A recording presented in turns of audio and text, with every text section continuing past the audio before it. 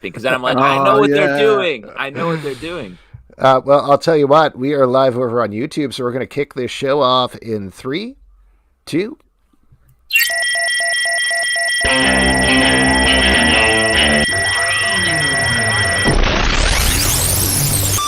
What is up, everybody? Welcome to Comic Book Club. I'm Alex. Justin. I'm Pete. And we are coming to you live from the internet. We're coming to you live from Crowdcast. We're coming to you live from YouTube, the Tube. And if you're listening on an audio podcast, not live, but hey, that's cool anyway. It's all Still good, living. bro. Still living. Still living. Still live. live. And living. Guys, very excited to see you on this Tuesday night on this pack show. Justin, you have... Oh, Peter, did I touch your heart by actually talking? You said it was nice to see us. I think that's the first time you've ever said Never said it. Yeah. But usually when we used to do the live show, Alex would be like, "Go fuck yourself." And he would run out and start the show. Yeah. True. Oh boy, I do miss those like 2 minutes before we go out onto the stage when we're on stage. Just to give you guys a little background, the last 2 minutes before we run on stage, back when we did a live, was. Should we do an opening bit? And then we would Pete would list all the nonsense opening bits that he had, like, how are your kids? It's like, that's not a real thing. Justin, do you still have that bump on your head? I was like, no, that was from something. So, and then we would push each other a little bit and then run out like three little boys. Yeah. Now it's just we talk. We don't even say, should we do an opening bit? I just press go live and there we are. And that's where you get this primo material. Exactly. This is all written. Yes, and then we would turn to our guest to be like, "Wait, what do you do? Hey, Nat Townsend, what do you do here?" Well, folks, we have two amazing guests for you tonight. Later in the show, we're going to have a guy named Josh Kemble is going to be here. But right now, I'm going to invite our first guest into the stream. He is the creator of, among many other things, a book called Slightly Exaggerated, which is on Kickstarter now. You can get the first and second issues as a Kickstarter for the next 8 days. Very successful Kickstarter, as usual, on the show. But well worth it, and I'm excited to chat about the book because it is a weird sci-fi fantasy world that I don't think we've seen before. His name's Curtis Clow, and he's going to slowly make his way into the stream here. But that's slowly or quickly. We'll see what happens. Either way. Yeah, whatever speed he wants to come in on is 100% primo with me. This is what you call a New York minute. And because we're all in New York, except for Pete the trader, who moved to another town. What is that tongue thing, Pete? Is that a Philadelphia thing? It's a Philly thing. It's a Philly thing. Yeah. It's just, that's so creepy when you do it. The Philly tongue? I will say it's weirder when you do it, Alex. Well, Pete, and you should tell us, you've been the Philly fanatic for the last, throughout the pandemic. Right? Yeah. It's great. You just got to have a beard and you got to if you move to Philly, you got to take a turn being the Philly fanatic. That's just how it works. Nice. Oh, that's great. How does it smell in that costume? Wait, glorious. It smells like cheesecakes. I mean, what's...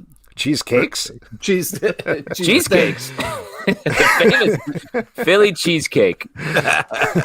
That's what it's famous for. Yeah. It's made with Philadelphia cream cheese, right? Hey, there's Curtis. Hello. Hey, guys. How are you? I'm doing good. How about you guys? Awesome. Excited to chat about this book. Excited to chat about Slightly Exaggerated. This book, like we were talking about a little bit in the intro, is... I'm curious to hear you talk about it. Is it sci-fi? Is it fantasy? Does it matter? Where did this start? It's kind of like a fantasy world. I'm a big fan of Studio Ghibli, so it's kind of Studio Ghibli inspired, like Indiana Jones adventure in this like strange world with like whimsical flying sea creatures and talking animals and everything weird. And it's a world that's where religion is law, and it's about a dying girl that has to capture a sacred artifact to trade it to a crazed cult leader to try to like restore order. It's funny that you said that because when I was reading it, I mean, it's absolutely beautiful and really cool, but it did remind me a little bit of Nausicaa and the Valley of the Wind because they have the gliders, but in this you use stingrays, so pretty neat. Oh, yeah. Pete never unafraid to drop some Ghibli knowledge on us as he's going. I love me some Gibbs. No, I'm a huge Ghibli fan as well. Yeah, Nausicaa's great. Now, when you are fleshing out a new world like this, I mean, you touched on some of the influences a little bit, but where does that start? Where was the initial germ of inspiration of this is the kind of world that it's going to be? I mean, for this one, my co-creator Pius Bach, I've seen his work in Kickstarter before. My video cut out. Can you guys still hear me? Oh yeah. Yep. Audio's still there. Well, my audio's there. Pius Bach, I've seen his work on other Kickstarters, so kind of got in touch with him and just let him know that I wanted to work with him. And then I knew he'd be perfect for like this weird fantasy world with like flying sea creatures and everything. So me and him were just kind of like story building and world building for this world, and kind of like a story specifically that I had in mind for this artist. Now, how does that work when you meet someone just online to work together? Is there like a little like circling each other, like, oh, let me check out this person? Like, how does that relationship develop? Oh man, it's different for every like collaborator. Like I have a few creator-owned series that I kickstart, and they're all with creators that I've never met in person. Most of them live in other countries. Pius, he's in Lithuania. So it's just like, like following on social media, DMing them and just being friendly and, letting them know that you would want to work with them eventually. And then, you kind of like make these friendships eventually just over the years of emailing back and forth. That's awesome. Now, talk about the main character. I believe her name's Mia. Is that right? Or did I get it wrong? That's right. Yeah. Okay. Where did the inspiration for her come from? The inspiration for her, it's kind of a book about a atheist. I'm an atheist, so it's kind of like philosophically a book about atheism, but it's not meant to be like preach or anything. So it's about her. She's dying. She only has a limited time left to live. And it's about her trying to do the right thing in her like final moments. She kind of lived her life as a like treasure hunter and just caring about herself. But now in her last weeks, she's trying to do the right thing, even if it doesn't necessarily line up with her beliefs. Yeah. And you were saying that you've done a lot of different Kickstarter projects. I always find it interesting because everybody has different lessons that they've learned. What in particular have you learned from Kickstarter over the years? Oh man, I've learned a ton. Yeah, this is my 11th Kickstarter. I mean, starting out small is probably the biggest thing. So like if you're first starting out, like you can't expect to like fund a lot, but it's kind of like a snowball effect where it builds up Kickstarter after Kickstarter. So now on my 11th, we've funded a lot more than I could have in my first few. And then it's also it's such like an intimate experience with you and your backers. So they trust you after this many Kickstarters. So you just have to keep doing the right thing and make sure you're fulfilling all your rewards. And, like I'm sending out all the packages myself. So it's not like I have like a distributor to do all this work for me. It's really like an intimate between me and the Kickstarter backers. Yeah. Cool. You also, as folks are looking through some of these pages, at least on the video version of this, probably know, we skip by a little bit of the nudity, but there's certainly plenty of violence and anything like that.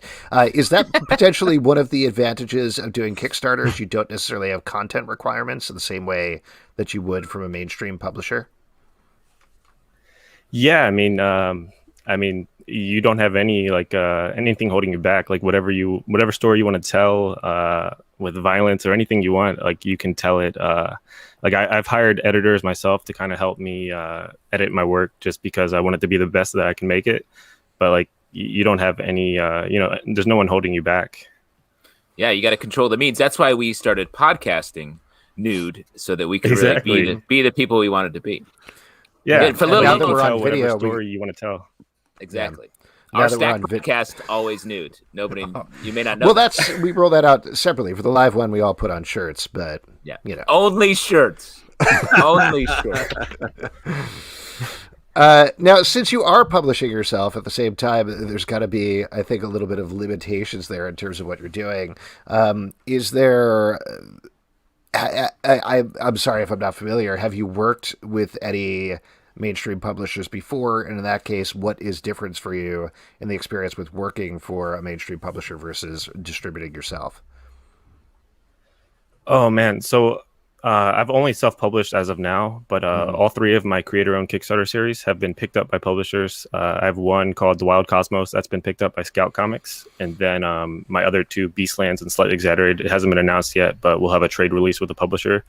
But I mean, it's a lot of work self-publishing, like storing all the books in my apartment, shipping everything myself. It's fun because I get to design all the books myself. But like I look forward to the day where I just get some comps from a publisher and I don't have to do like any of the shipping work. And yeah, you got to stop licking so that'll stamps. Be different. No more stamps, man. So right now you got the Kickstarter for Slightly Exaggerated. We were showing off a little bit of one, but there's issue 2 as well. Are you going to keep going with the series on Kickstarter like that? Are there issue 3, issue 4, or is that the complete story at this point? It's a 4-issue series, so we'll do one more Kickstarter for the final 2 issues, and then we'll have a trade release with the publisher. And then, depending on how sales go, there's definitely more stories I could tell in this world. Or me and Pius have talked about maybe working on a different series. But I just wanted to tell, like, I'm a pretty new creator, so I wanted to just tell a good story in in like a limited 4 issues, rather than trying to go crazy and make 30 issues, 40 issues, something that's not really realistic as a pretty new creator. Yeah, it's always crazy when it's like, well, this is an ongoing series that I'm self-publishing and doing everything for. It's like, ongoing? For how long? No, I can't even imagine. So much work, yeah. Well, Curtis, thank you so much for coming on. Congratulations on the book. Obviously, you don't need the patented comic book club bump because you're doing very successfully, but you got it anyway. Yeah, that was bump nonetheless. It's a great book. I love how the first issue ends. Congratulations. So good. Thank you, guys. I really appreciate you guys having me on. I like watching the show, so it's cool to get on and talk to you guys. Awesome. Well, thank you, man. Thanks, Curtis. Have a good night. All right, there we go. That was great Curtis book, Clow. man. It is really good. And for those of you who don't know Pius Bach's artwork, we've talked about Firefly on the stack a couple of times. They're doing art for that as well. But again, you have about, as of this taping, about 8 days on the issue 1 and 2 Kickstarter for Slightly Exaggerated. You can go check that out. That is good stuff. All right, we're going to welcome our second guest here into the stream. He is the creator of a book called 2 Stories, Book 1, which is out now. His name's Joshua Kemble. Hello, Josh. How are you? Hey. Good to see you. Yeah. Excited to chat about this book. This is a gorgeous book. I do want to mention, for anybody who is either listening to the podcast or watching live, there's some pretty serious topics that come up to the book that I'm sure we're going to get into. So consider this a trigger warning here, particularly when it comes to suicidal ideation. If you want to tune out now for the next 15 or 20 minutes or so, please do. And then you can come back if you're watching the live show, same with the podcast. But that out of the way, Josh, let's talk about two stories. God damn it! Oh my God! So close. Wow. I love it. Wow. 2 Stories, book 1. Right? Two books. Story 1. I know. Interview. It can be a little confusing title-wise. There's like a meaning behind the title because it sort of juxtaposes. So it's funny you were bringing up like Studio Ghibli and like to just transition to this one. This is like the Whisper of the Heart kind of Ghibli film. It's a slice of life. You are speaking Pete's language here. Yeah. So it's a slice of life autobio comic about faith and mental illness. And it's basically about a point where I had kind of moved to Portland with my fiance. I was like a young, kind of ambitious comic book creator. And we had moved into this apartment, and things were going very well in our lives. Like I had just won the Zarek grant, which was like a huge deal in comics. Wow. Yeah. And yet I was plagued with a desire to kind of commit suicide that was driven pretty much by like my my kind of world outlook. Because at the time I was like a pretty avid atheist and also an existentialist, and so. I had been driven to like this idea that like if life was purposeless, then what was the purpose? And so the story starts really heavy, and these interviews always start really heavy with me on a bridge about to kind of kill myself and then not able to do it, and sort of unfolds from there, sort of juxtaposing mental health struggles as an adult with mental health struggles as a child, where it's like, you know, when you're a kid, like the way you deal with depression and the sort of situations that depress you or cause frustration are a little different. So even stylistically, it transitions to this more kind of what I like to call like a crappy Mary Blair style. It's like a wonky Sunday comics style. Yeah. But also part of why I'm shifting styles in it too is the whole book is also a love letter to cartooning. So the first is like more in the tradition of a lot of great indie comics, and like, you know, our Chrome, like with a lot of hatching, and then pulling from, you know, the Hernandez brothers with like solid blacks and whites and stuff.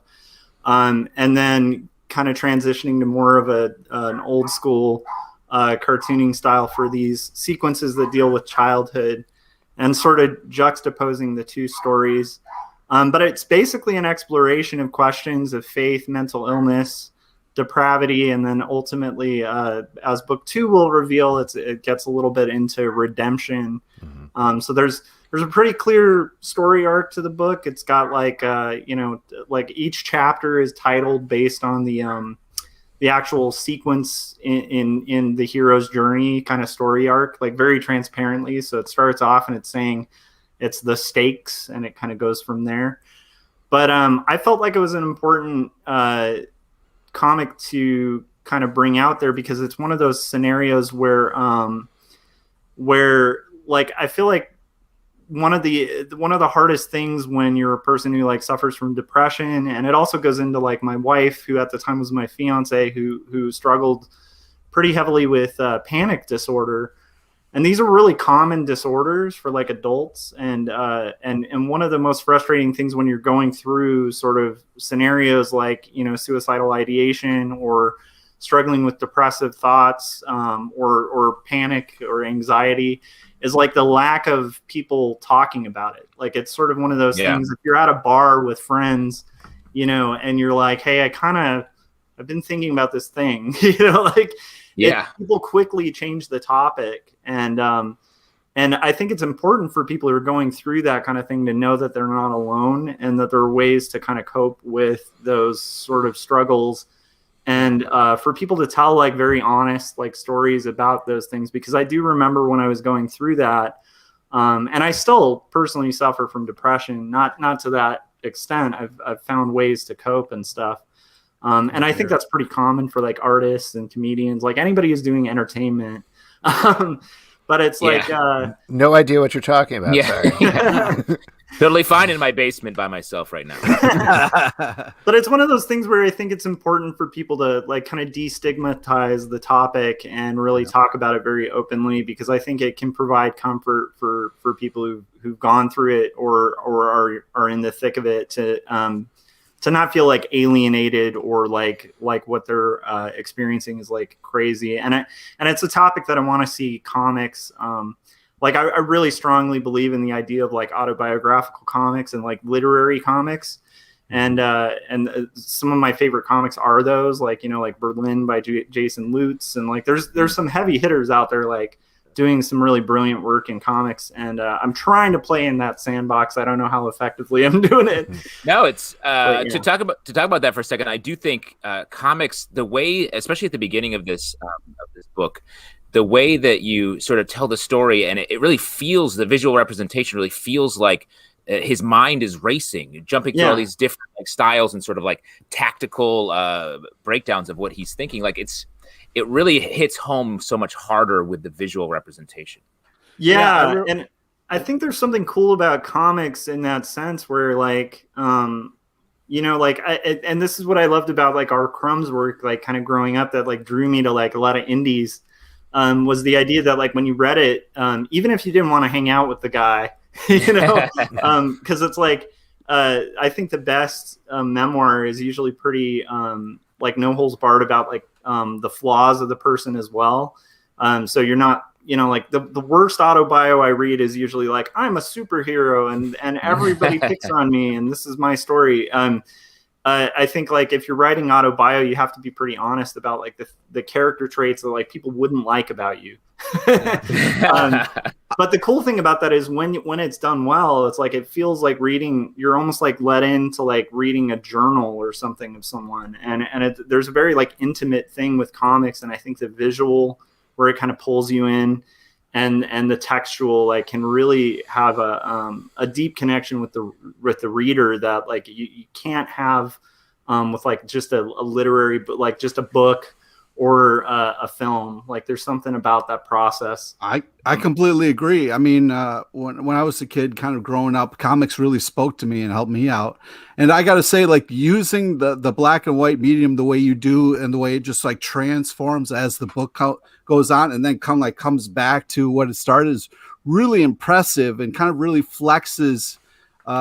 Just because it's a black and white comic doesn't mean it can't do a lot of things artistically just because it doesn't have color. It was really impressive, like the way the story is going, but then also the way the art is going, the way those two kind of work together was really awesome. And I also wanted to say thank you for opening up and kind of sharing this. I think it's very cool of you to kind of do something so personal and be so open like that. So thank you. Oh, thank you. Yeah, like with the art, like my favorite comics are in black and white. Like I'm one of those strange people who like I don't like touch the scholastic version of Bone. You know, like why would you destroy that beautiful Jeff Smith artwork? And don't get me wrong, that colorist is amazing and it's great, but I want to see that like ink line, and so like because I love inking and I love black and white art. And when I'm working commercially, like I'm a full-time art director too. So it's like I work in color all the time. But like if I get the opportunity and I can like hand letter and hand ink, I'll show like really quick. It's a nerdy thing. But like this is how the pages are done. So it's like they're like hand lettered. Wow, that's hand awesome. Ink, and done with like brush and stuff. Wow. And it's like I feel like exploiting the medium for what it can do and playing with ink and having fun with that is like I mean it's something I intended from the get-go, like for it to be black and white. It also has a byproduct of being easier to sell to a publisher because it's less expensive for them to print. Right. But I feel like I'm glad I'm pulling that off because that's definitely my intention. Like I love solid black and white comics. I feel like autobio comics are a tentpole of comics, but or used to be. To me, I feel like there are fewer of them now. Do you think that's true? And why, if so? Yeah, so I mean, like it is true. I feel like there have been these really important, you know, like the last big autobio comic that kind of shook the world was probably like in the comic world of comics was like maybe Fun Home by Alison Bechdel, which is brilliant. Right. And I think prior to that, it might have been like Blankets. Although I still feel like Alex Robinson gets like not enough people pay attention to like 100%. We had him on the show when we first started, like truly 10, 12 years ago. And Pete, one of his favorite books, still always Too Cool to Be Forgotten. Yeah. Just great book. Geeked out all over that guy. He does amazing work. Yeah, and I feel like the problem is like the market is really geared against that kind of comic. And it's a really hard sell for like even when I was pitching this, like I have a literary agent and she was helping me pitch it and stuff. But it's like through the whole process, like all we heard from publishers was we love this, but we can't publish it. And then I also kind of knew that going into writing it because it's dealing with really heavy topics. And then it also deals with issues of faith, and so it's like this. You kind of wind up between like a rock and a hard place with like who is willing to kind of put it out, even if they love it. And so, I mean, I could literally forward, you know, a ton of like rejection letters from publishers where they were like, "This is brilliant. It needs to be out, but we don't see like a place to put it on the shelves." That's infuriating. I'm sure. Yeah. And I get it, you know, because it's like on my casual like night off or something, I'm not usually like running to the box office to watch like a slice of life film. I'm usually going to watch like an action flick or something that like lets me tune out. But I do think it's important to support indies like this, like hopefully mine, but also stuff like, you know, like Alex Robinson, writers out there that are delving into this area of comics, because like in my ideal world, and I think you guys are probably right there with me, but it's like in my ideal world, like we'd walk into like a comic book store and it would have all the sections you see in a bookstore. Where you have literary fiction, you have historical fiction, you have biography, like you have the whole gamut of different genres. Because like comics are just like a great, you know, method of storytelling, but it'd be a bummer if like the only comics told were just sci-fi and fantasy. Yeah. But I remember this Daniel Klaus quote that made me feel a little encouraged about indies, where he was saying like he used to rail against the comics industry for only being like capes and tights. And then he realized like after the films like started exploding, it was like, oh, that's just what people want. So it's not just comics, you know. And I think that made him feel better. And I definitely would agree with that. And I also, I mean, I think most of us who got into comics, like for now, like I mostly read and make like indie, like, you know, slice of life stuff. But the thing that got me into comics in the first place was, you know, like Spider-Man and like all those greats. Like even the thing that got me into indies was, you know, like reading Spawn and seeing Cerebrus and being like, who's this dude? Like this is cool. And then finding Dave Sim, and my mind was like blown, you know? So Well, I think you touch on that a little bit in the book. I mean, one of my favorite sections, it's all great, but the thing that like got me in particular, or reminded me of my youth in particular, was the back in the day section. When you're a kid, you're playing on the playground, playing as Back to the Future, playing as Indiana Jones. And what I think you really got there really well is sort of this ebb and flow of superstardom on the playground that was just gut-wrenching in exactly the right way. I love that. Yeah, I was trying to kind of touch on like playground politics. And like on a narrative level, it's also about like the theme of this is still the mental health thing. And I think like one of the things that tends to be common with people who suffer from like different mental illnesses is that they overthink. We're overthinkers. And so and part of overthinking is also like a control thing, which is probably why I do comics. Like I like having full control. Like there's no other medium where you have full control over everything. And when I was a kid, even then, like it was interesting writing it, because I was realizing like a lot of my frustrations as a kid were trying to create these games that were like stories that I had full control over, and then getting really frustrated that I couldn't keep control over like a group of people so that I could have like my little way with a game. And so like, but a lot of them were exercised through like, you know, expressions of like the love I had for popular culture at the time. And also just being a geeky kid, like pre-cosplay and making unwise decisions like dressing up as Indiana Jones for a full year at school, which I did. The whole year. Good for you. Yeah, I literally would show up to class, and it gets into that too. A little bit of like I tried to, you know, coerce like the entire class to go on an archaeological dig to find a dinosaur in our. This belongs in a museum. I don't know. This belongs in a museum. That's a very popular quote. Now let's go around the horn, like a high point and low point in the playground. Oh my God! You can think back. I mean, if it's not go ahead, Justin. You clearly have something top of mind. Yeah, why don't you not flex on us? Still in your memory, it wasn't a true high point or low point. Okay. High point, low point. Trying to kick the kickball, my shoe came off. Very. Oh man! Truly shattering. High point, fell off the monkey bars, got a bloody nose, walked off like a king. That's awesome. Walked off like a king. Walked off like a king. I don't know. Pete, do you have any? I got picked on a lot in school. I was a spaz, and you know, I would try to invent games and you know stuff like that. And when people didn't follow along, I would yell at them, and that never ended well. I got yelled. I was in detention a lot and yelled at a lot, and also did a lot of yelling. So it was kind of insane. I don't. It's hard to pick the high and low when it's all kind of madness. Yeah, neither of these, I think, touch on exactly what you're talking about, Justin, but they're just the first two things that I thought of, both from sixth grade. One was, at the time, I remember very clearly standing around and talking to people, sort of like holding court, explaining why Square One, for a math net from Square One, was important television. Important? Wow. Important. Just like really talking about like the impact. You were reviewing. I know, in sixth grade. Low point is probably when there was this girl named Liz who thought she was a horse, chased me around, and I had to hide behind the trailers the entire lunch period. Oh, wow. Behind the I love it. Yeah, there you go. Back to your book, though. Well, that does tie into the book, though, because I mean, it does talk about the highs and lows of playground politics, so it's definitely relevant, I think. Yeah. Yeah. Now, one thing I was curious about, since you're talking about like the second volume is the redemption volume, did you have any concern about just releasing volume 1 first when it's essentially the down part?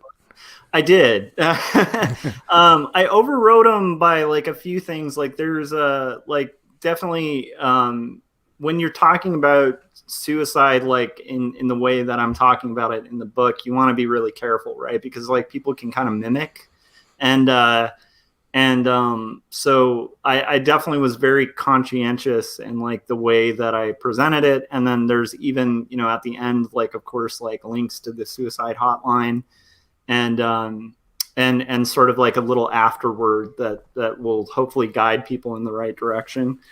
And the other thing is I liked the moment of tension that it's leaving. I know it's weird, but it's like I always think of these things as like artistically the way I'm like arranging the books. And it seemed ideal as like a 2-volume thing because it's 2 stories, it's told in 2 styles, and it has 2 juxtaposing narratives. And one is sort of like a loss of faith in humanity and a loss of kind of bearing like mentally. And then the other is sort of theming, like explaining a little bit of why, like it gets into some other heavy topics, like being a victim of violent crime and like some other stuff that kind of led to the moment on the bridge. But it also gets into redemption and sort of a finding of faith. And I think like having those 2 as like 2 volumes, like just artistically makes sense. Because like one kind of leaves on a down note, but it also is sort of like the summary of like sort of like a worldview, like in that book. And then the other is going to be kind of, so I feel like they'll be bookended well, but it is something I was slightly concerned about. I'm less concerned now because I've gotten a ton of feedback. Like one of the first people to write me who had read the comic was somebody who was literally going through suicidal ideation, and they thanked me because they found a lot of hope and encouragement in it. And it's weird, but it's like it's almost like a sad song can kind of make you feel like less sad. Like I don't know, like for me, I know it's weird to say, but it's like if I listen to like Elliott Smith, it puts me in a good mood. Yeah, I'm one of those weirdos, where I'm like. Well, but I think there's also the part that you're putting down these experiences that you went through and being pretty straight up about that you went through them, but also you created this book and it came out. So even if it is in a very base way calling it a cliffhanger that you're ending on there, you still know that in some way in the real world that you made it past it somehow. So I think that's still a good note to leave people on. Yeah. And even beyond that, just the communion of having these same feelings, like we talked about earlier, like isolation is the real problem there, or at least a part of the problem. So like to even read someone else being like, oh, I felt that, is just the barest bit of connection that gets you out of it, maybe. Yeah, and I do think like the stigmatization of it is more damaging than kind of not talking about it. Like I think the most dangerous thing for encouraging that sort of thing is the type of scenario where, and I've been there too, where I've had a friend who's at like a low point and I'm talking to them and they bring up something like, let's talk about, trying to kind of keep things positive. And I do think sometimes like just the moment of like sitting with somebody and hearing their story and kind of sharing your own story, like can be really encouraging.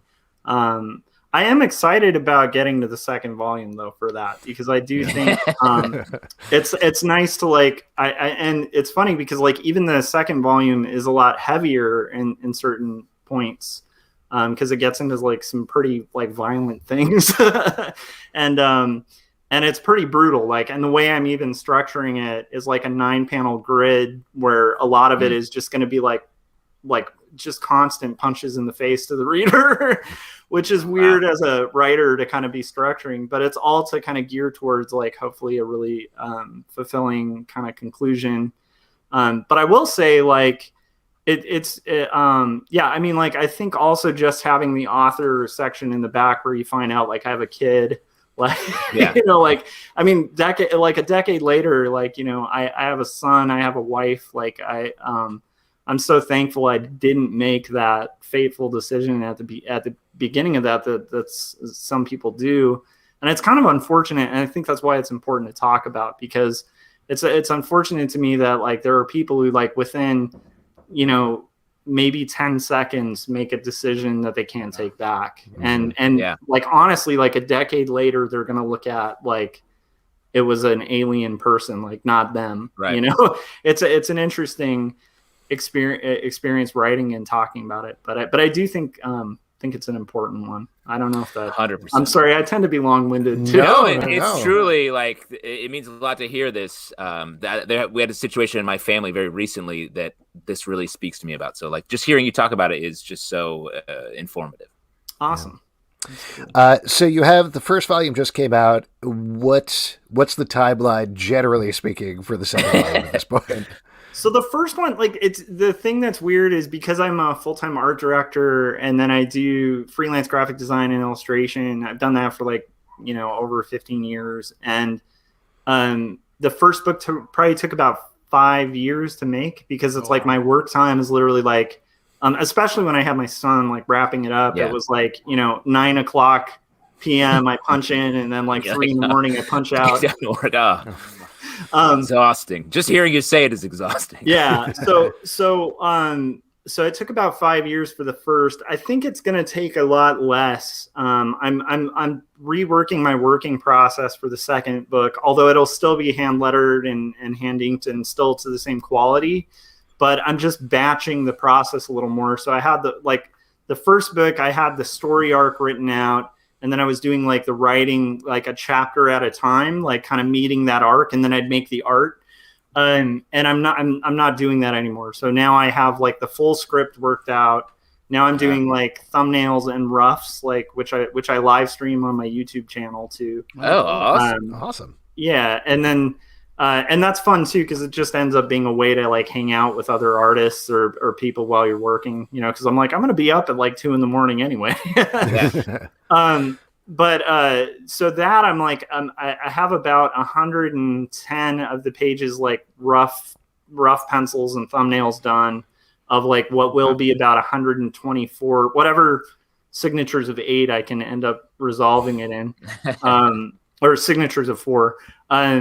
But yeah, so I'm thinking about like 1.5 years probably to finish the second volume, which and also my son's a little older, so I have a little more of a work time. It gets easier and then it gets worse, just as a warning. Oh, really? Oh, no. Yeah, wait. How old is your kid now? He's 7. So. Oh, okay. All right. Actually, it does get easier after this point. 7 is okay. But it's definitely easier than like the first year where you're just like in a sleep deprivation tank. Yeah. Absolutely. Josh, thank you so much for coming on the show. Thanks for talking about the book. It's really awesome. Beautiful and book. We will hopefully have you back on for the second volume when it comes out. Awesome. Thank you so much for having me. I'm a huge fan of the show, so it means a lot. Great talking to you, man. Thank you. Take care of yourself. Have a good night. All right. Once again, that is Josh Kemble. Good. The book is 2 Stories, Book 1. And a little note out here to put a bow at the end. If you or someone you know needs help, call the U.S. National Suicide Prevention Lifeline at 1-800-273-TALK. That's 8255. Or you can chat with them online at their website. And I highly recommend it. Talk to somebody. And now, speaking of talking to people, awkward transition into where we talk to you, the audience. Nice. For your, nice. I nailed it. It's awkward. You crushed For it. audience questions. All right, there we go. For audience questions, you all have figured it out. Either drop a question and ask a question, or you can ask a question over the YouTube comments.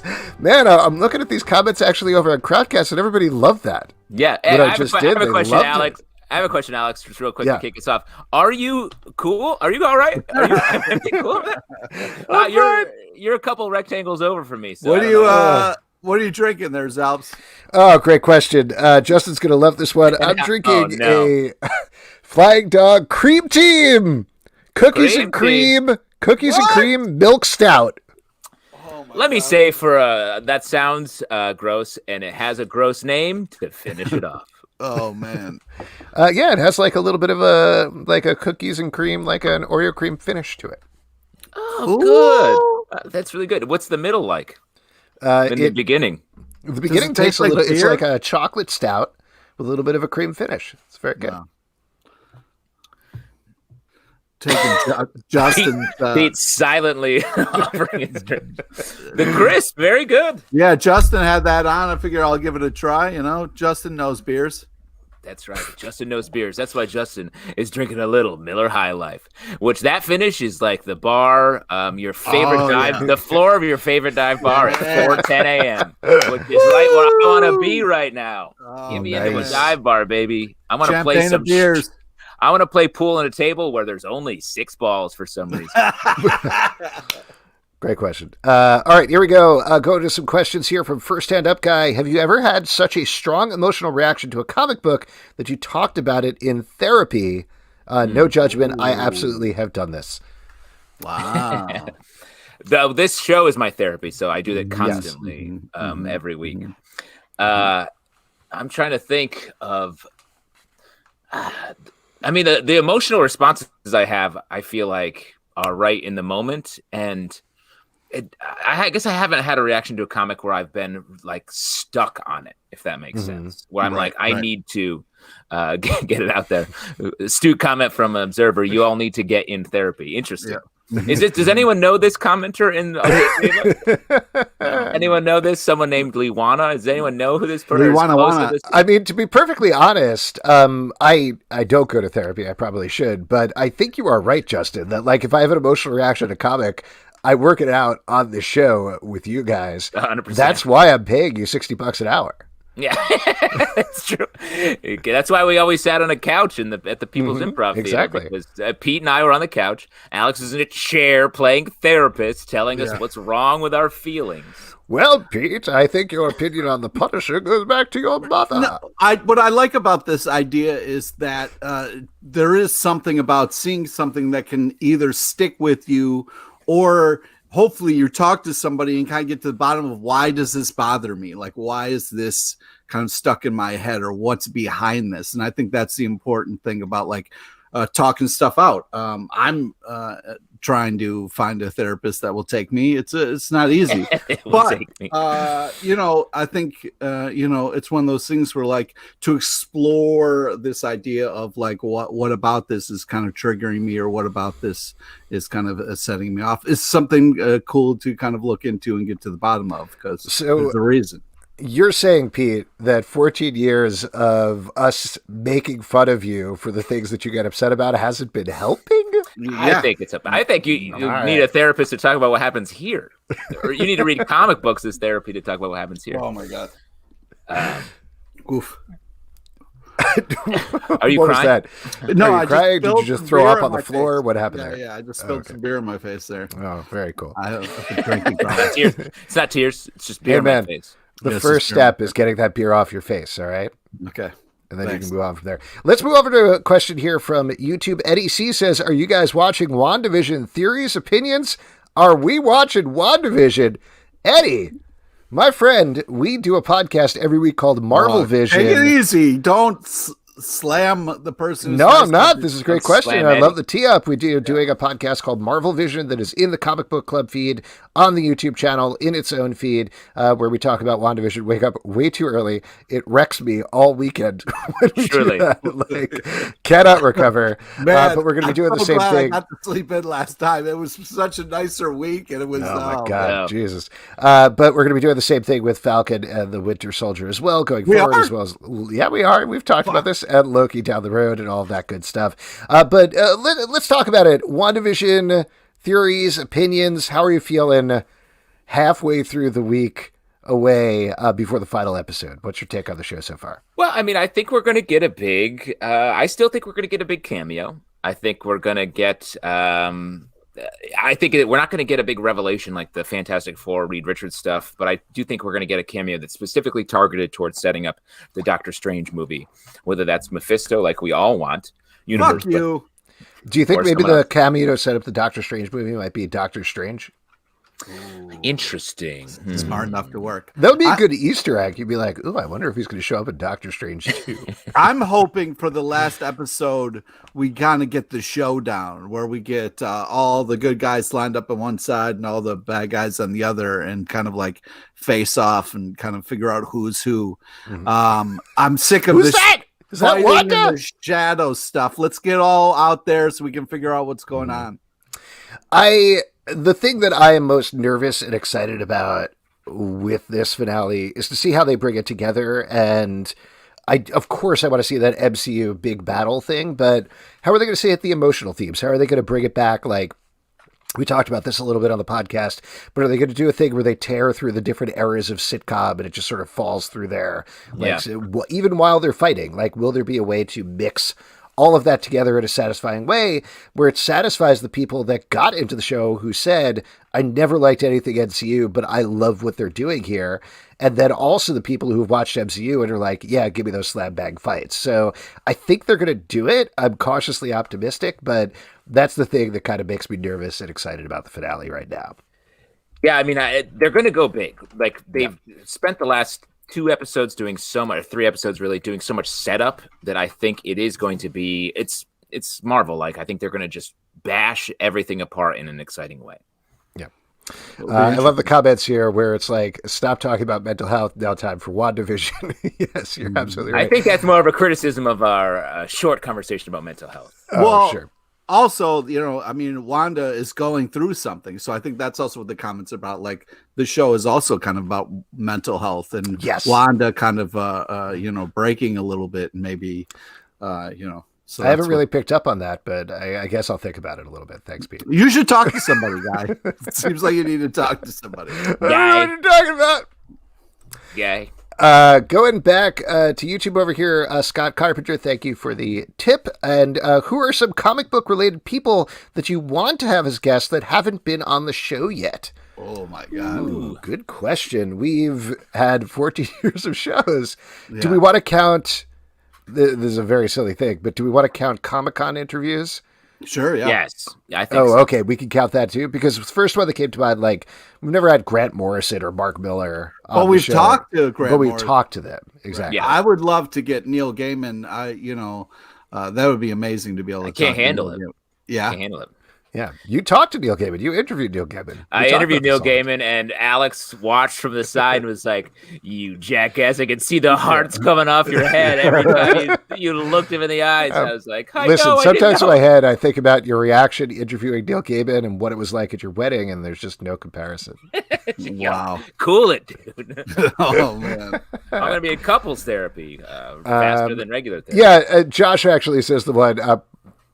Pretty sure Moore was a guest on the Watchmen show, right? That's the problem. We did this podcast called Watchmen Watch. Alan Moore was supposed to show up, but he never actually came to the show. He was Justin said he could get him on the show. Yeah. I made a so hopefully someday, hopefully Watchmen season 2, we can get Alan Moore on. Crumb would be amazing. Nice. Crumb, yeah. God, I don't know. This is very much like not even a humble brag, it's a brag, but we've had so many people on the show, and we've interviewed so many people. I have an answer that spins right out of our interview earlier. Jeff Smith. I don't think we've ever talked to him, true. And I love Bone. Yeah, you do. One other thing that I will say, like, this is sort of a side answer, but one of the things that I've really been enjoying about doing these virtual shows is it's not like ultimate get people, but titles we've been talking about a lot on the stack that we get very excited about that are new from 1 issue or 2 issues, that we're able to get those people to come on and talk about it and not be like, hey, when are you going to be in New York? A couple of years from now? Cool, we'll talk to you then. Yeah. That we're actually able to get and talk to them now. That's been very exciting for me. While I'm very jazzed up about a comic, at the same time, we can actually chat about it with the person who's making it. You have been especially jazzed lately, Alex. I'm so jazzed. There are a ton of people that do great stuff that we would love to talk to. I've always wanted to get the math genius Suga on.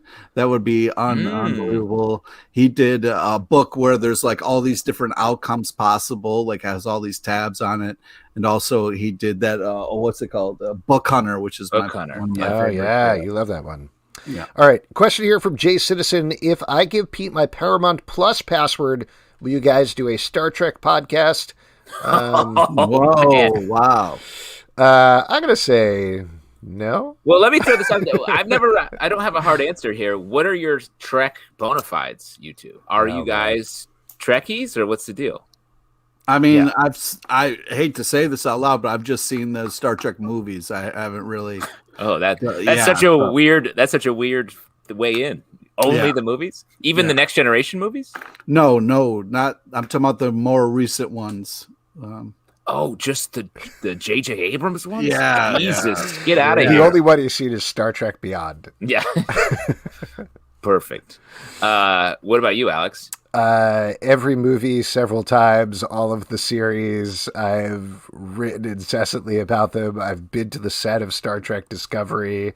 I've been to conventions. I don't know. I definitely like Star Trek is one of those things, though, to be perfectly frank, that I always feel like I could never be fan enough.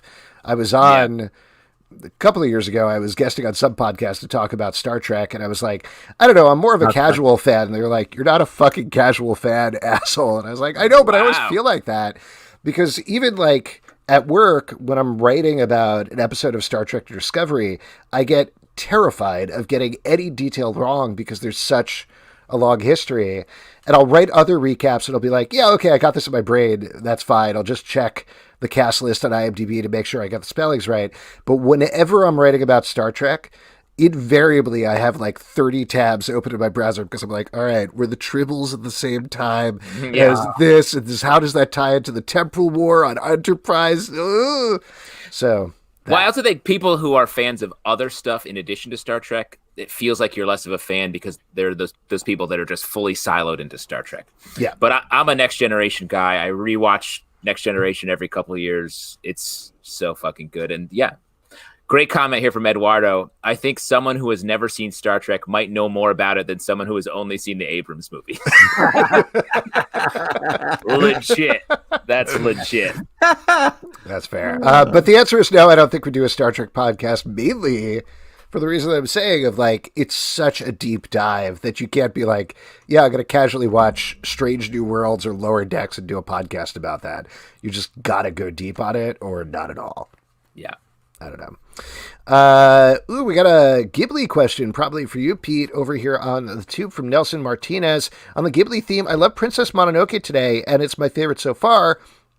What do you guys think? And for Pete, I got Nausicaa, Nausicaa, sorry. Was that a purposeful stumble? No, I'm not a Ghibli nerd. Lined up for tomorrow. What can I expect? Pete, give a Nausicaa preview. Well, did I do it right that time? Expect an amazing female lead who has a heart of gold that will win you over and can stop a war with her love. It's just such a beautiful telling. I love the kind of the way the animals kind of like play a role. It's my favorite. It's my happy place. So please watch it with an open mind.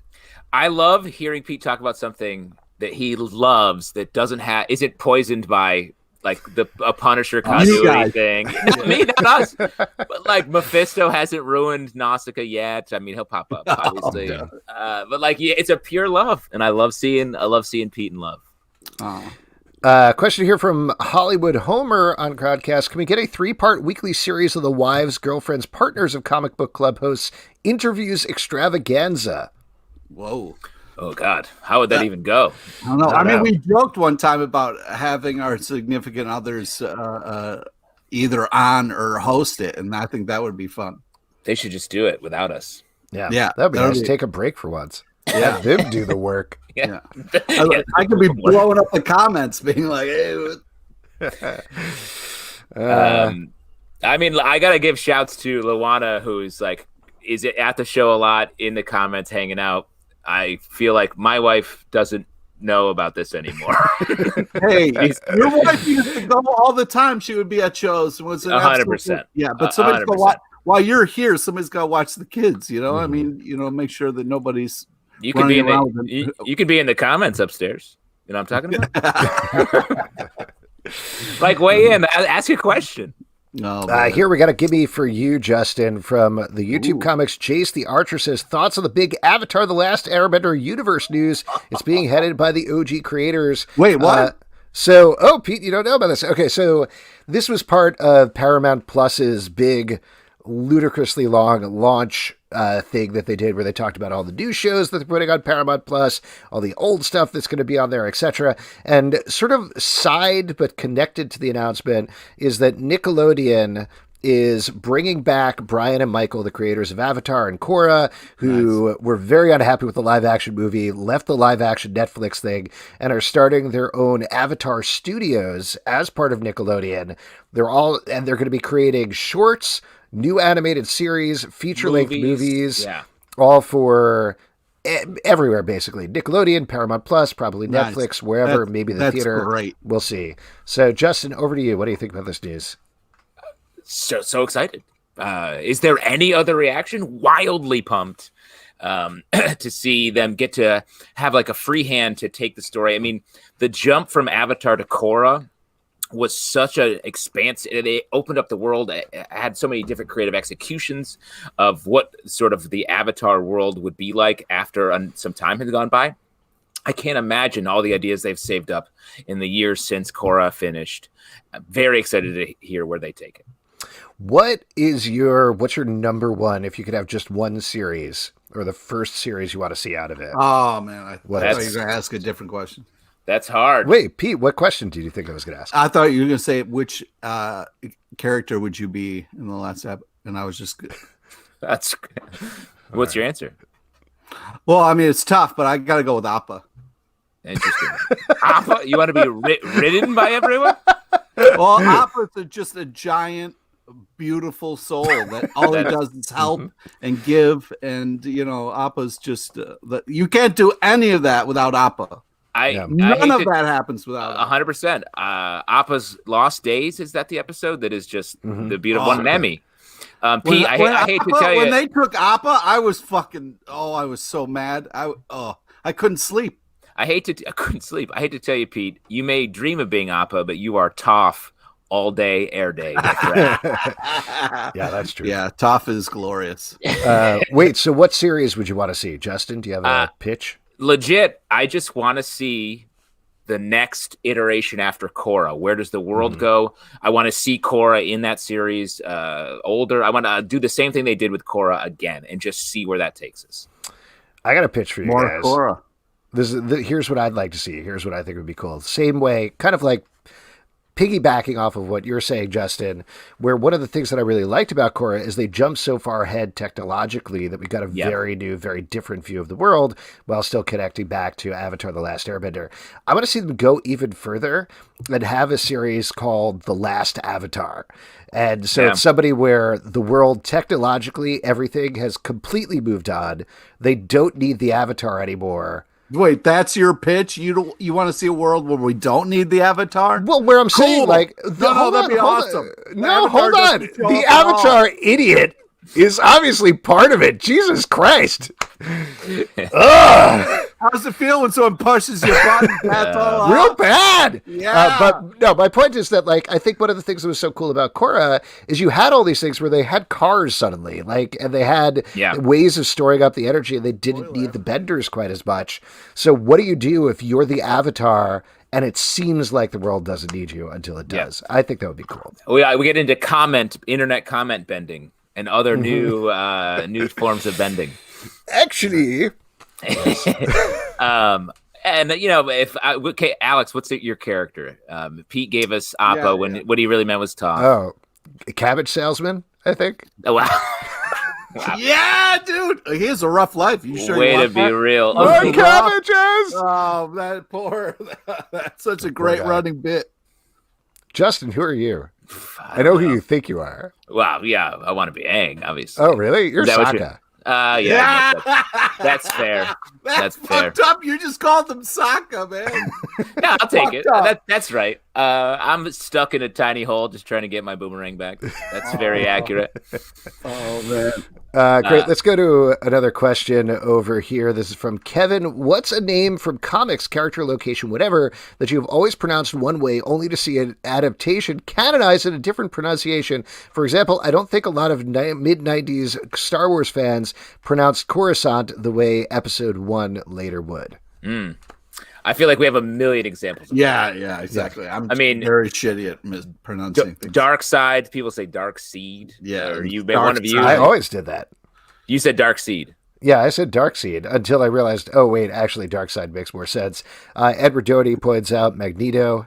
That's Either crazy. way. Magneto all day. Yeah, absolutely. Which other ones? I mean, is this a response to the Ghibli debate from earlier? Well, I used to butcher Usagi Yojimbo. There was one. I'm going to get it wrong because I actually don't remember how he pronounced it. But Shang-Chi is not actually pronounced Shang-Chi. Kevin Feige, when he was announcing and talking about the movie, it's again, I'm going to butcher it, but it's something like Shai or something like that. So we've definitely been pronouncing that one wrong as well. Yeah. And I always said Batman. That's wrong. Spiderman. There we go. There's some answers. Oh, all right. Hold on. This is from Eduardo. Says, picking up on a recent topic of the Slack. Patreon.com/Comic Book Club. Go check it out. Nice.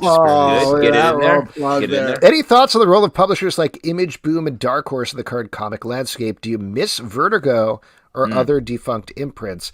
Justin, I think you weighed on this one, and I liked your take on it. I mean, of course, I miss Vertigo, but I do think places like Image, Dark Horse, Boom have really picked up the slack and have expanded the books they're publishing to really sort of absorb those series that would have been like Vertigo Star series. Yeah, we talk about a ton of those books on the stack. Yeah, but it's also like we were talking with Josh about, like, the indie feel is something that, like, is what's great about comics. Like, just the fact that there's a comic book for everybody. There's different styles, there's different takes, and what's nice about other publishers is they don't have to have the muscly, perfect looking people. You can have other things and tell great stories and use art and imagination in different ways. That's not the kind of like cookie cutter stuff. So I love all the other kind of comic books. Omnipress is one that we didn't mention, but like they do really great stuff and tell stories that others wouldn't. So I'm just so happy that they all are around and are trying to share amazing stuff. Yeah, the great thing about Vertigo back in the day is that they told interesting stories, and those comics stood on the racks right next to your regular DC Comics. And I think for a while that was hard to get with these other publishing companies because they just weren't didn't have the same exposure. But I think that's changed now. Like, I think Image, like we said, IDW even we talked about, like they're up there on the rack right alongside the mainstream books. Absolutely.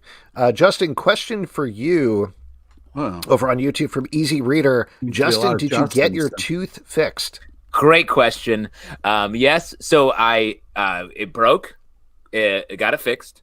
Then it broke again over the weekend when I ate a piece of very crusty toast. Huge mistake. Shattered. How burnt is your toast that it broke a tooth? I mean, what are you doing to your toast over there, man? I like a crispy toast. I don't want lightly toasted. Well, you're eating bread, sir. You're eating bread. If it's not brown, it's not toast. No, it can be a very light brown. I like it's soft. I like a light bacon and a hard toast. And that's me. That's me. Oh, here we go. Broke into two pieces so that for the all day Sunday and Monday on the Zoom calls I was on, I had jammed these two pieces into my mouth. I looked like a psychopath. But it was worse without them. And then I gotta say, like, I've known you for a very long time.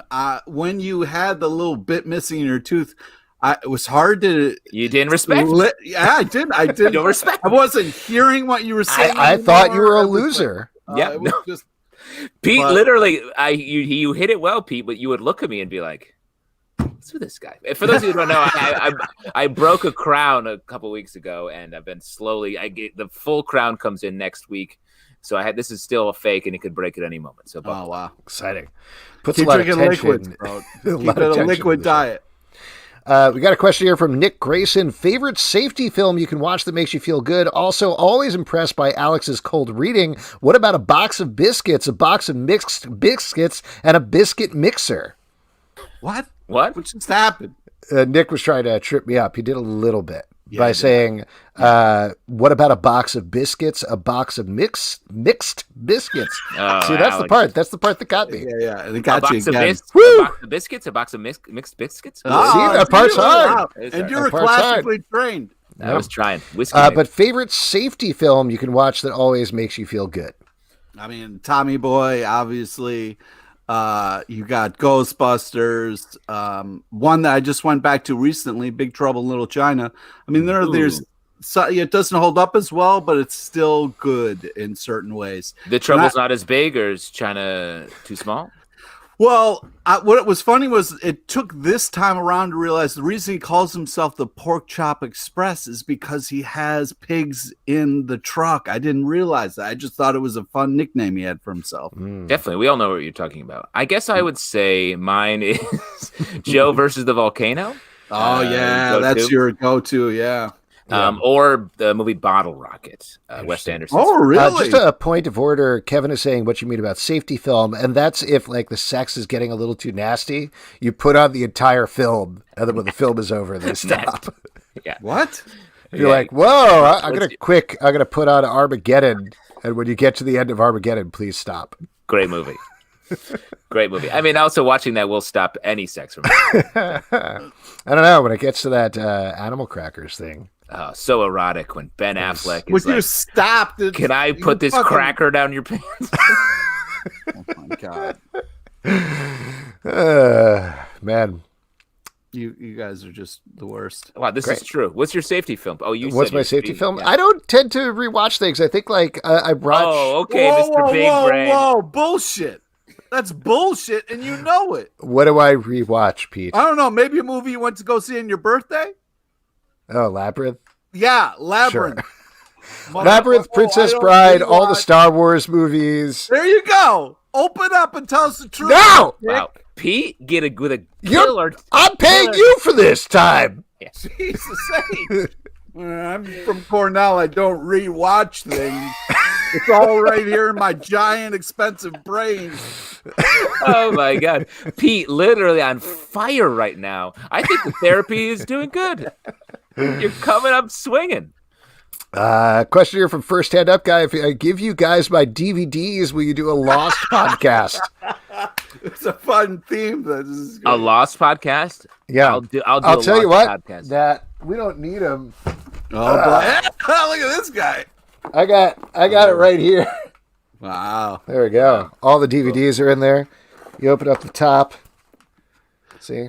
Yeah, no, we saw that part. It says Lost. It says Lost again. Yeah. That was you already showed that. There's this. There's a little You're puzzle gonna thing. flex, fucking show us something. What the fuck? This are you is doing this right is now? not this is This not is a the flex. worst part of the podcast right now. We're is listening not a to you flex. fumble through shit.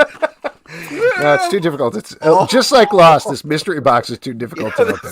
This is worse than Lost. Do we have a sounder for something that's a not flexed Yeah, alongside nut Yeah. flex? Look, there's a map of the island. That's really cool. that is a nice Ooh. map of the island. Okay. God, I wish we were on the playground and you were holding court, Alex. I give you a wedgie. Thanks. Yeah. Right on time. Or maybe the smoke monster would give you a wedgie and then be meaningless in the end. Yes. Yeah. I think I get I would these say, in all honesty, I would never do a Lost podcast with you guys. Why? You afraid? You know, ready to make tug it, him? Justin, you would make it a living nightmare. That's right. I demanded a polar bear explanation at every moment. That's amazing. I want to know about Walt's fucking comics now.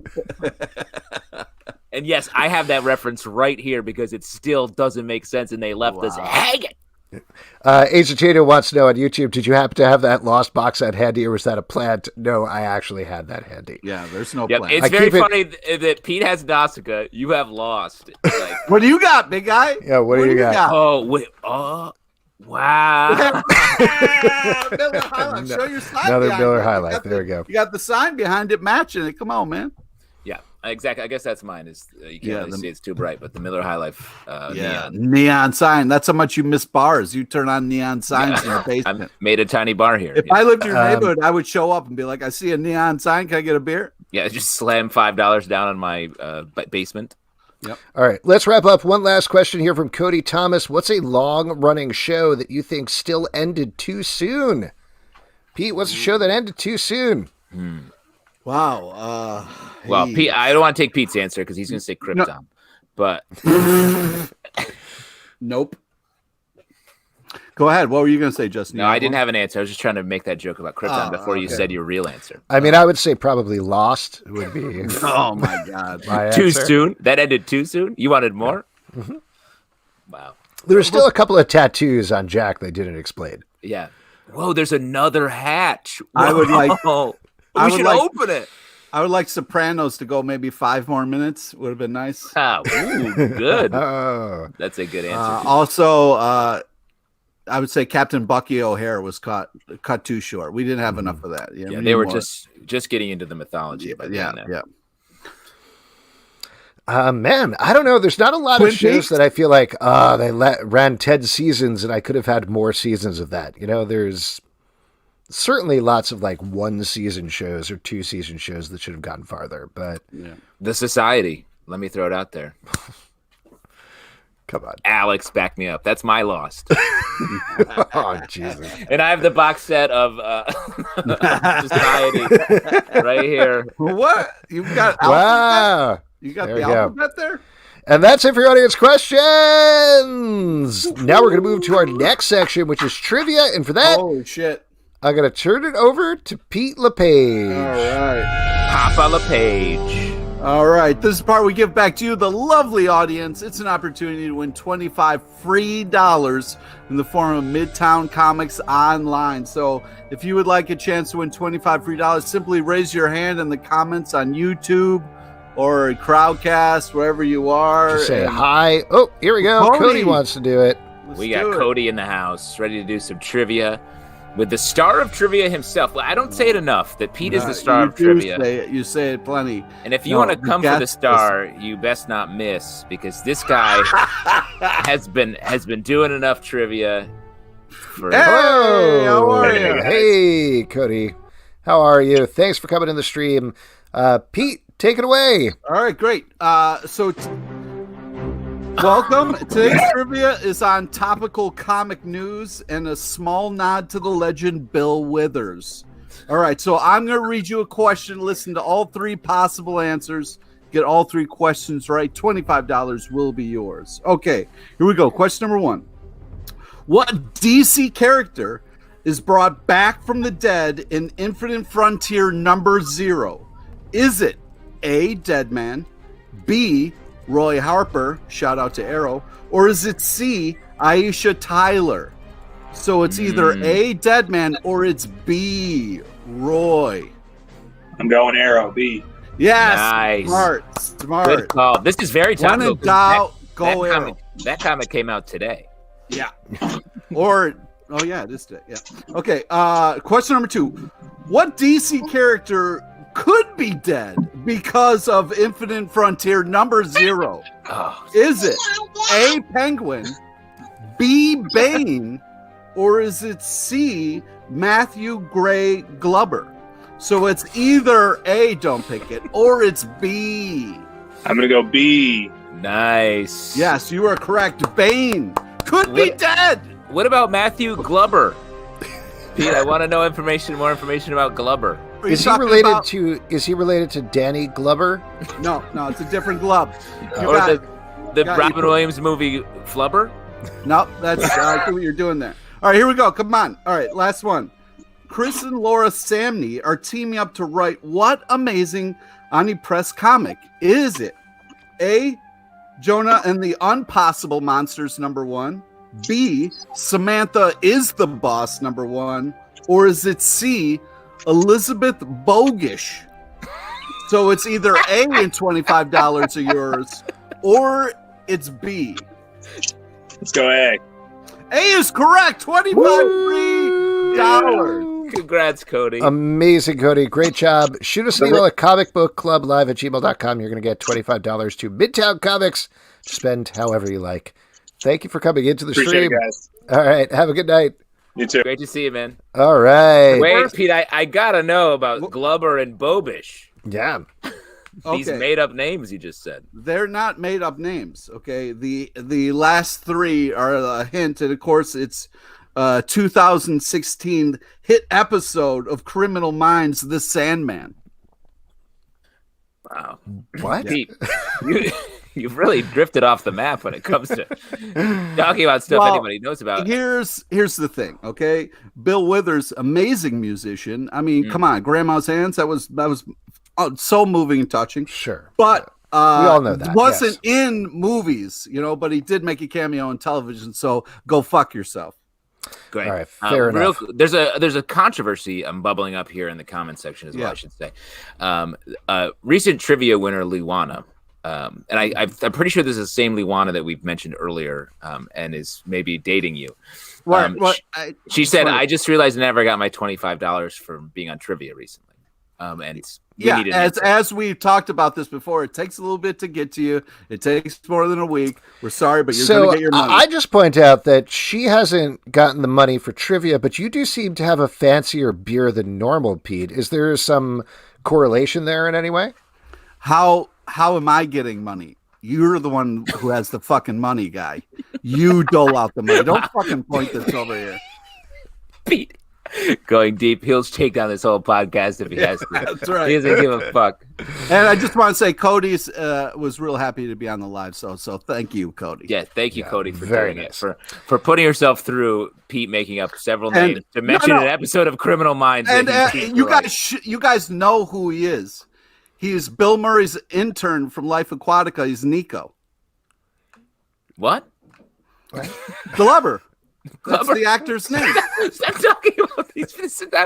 Like, we know Glubber. Okay, Pete, here it is. I dare you. Next quiz. All about Glubber.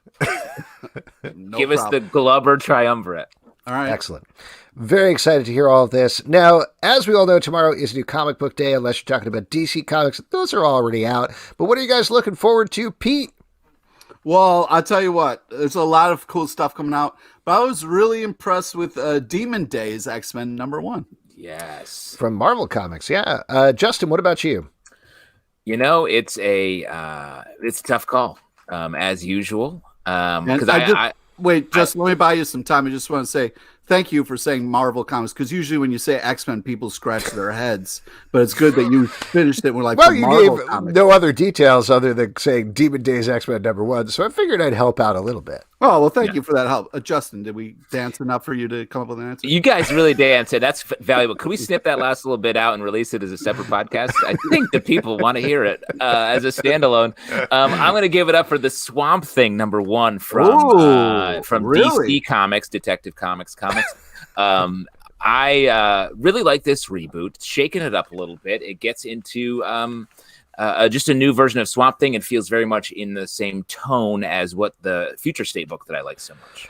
And I'm going to give it up for Noctera #1 from Image Comics. This is by Scott Snyder and Tony S. Daniel. They did a big Kickstarter about it. We had Scott on the show a couple of months back to talk about this book, among other things. And that's out from Image Comics tomorrow. It's about a post-apocalyptic world without any sun. Very excited to talk about all those books on the Stack podcast, which is in the Comic Book Club feed or its own dedicated feed Wednesdays. And just to remind you, we are fully nude when we tape that. Completely nude. And our cameras are widened out, so we're fully exposed. And again, guys, that's our therapy. That is it for this week's show. A couple of people we want to thank. We want to thank Curtis Clow for being on the show. Check out Slightly Exaggerated on Kickstarter right now. Also, Joshua Kemble of Two Stories Book 1, which is out now. Definitely check out both of those books. Next week on the show, we're going to have a packed show.